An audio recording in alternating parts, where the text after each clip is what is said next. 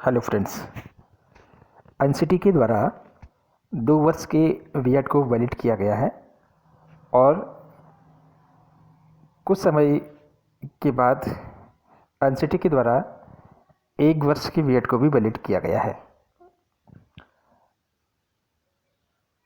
समय के अनुसार चाहे वो 1 वर्ष का बीएड हो या फिर 2 वर्ष का बीएड हो, एनसीटी के द्वारा वैलिड किया गया है।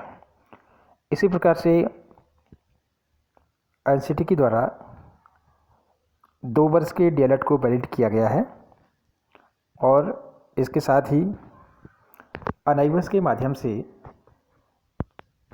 2 वर्ष के डीएलएड को कंप्लीट कराया गया है, जिसमें 18 मंथ्स का प्रशिक्षण स्टडी सेंटर में अध्ययन केंद्रों में दिया गया है और 6 मंथ का अप्रेंटिस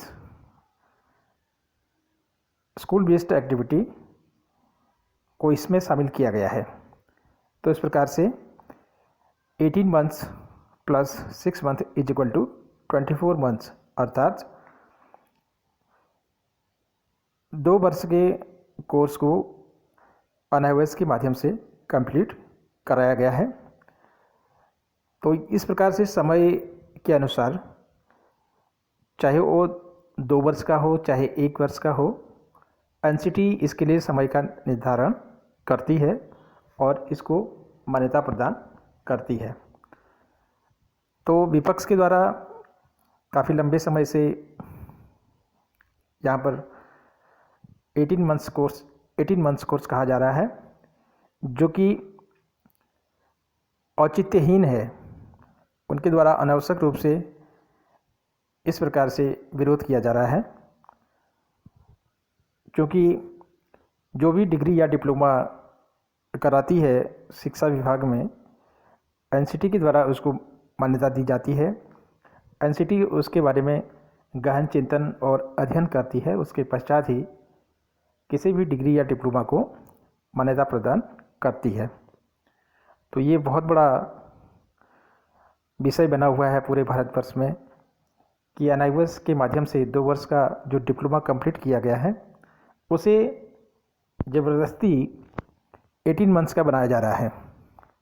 क्योंकि आप लोगों ने देखा होगा कि जो मार्कशीट है एनआईओएस डीएलएड की और जो डिप्लोमा है उसमें 2 वर्ष का लिखा गया है।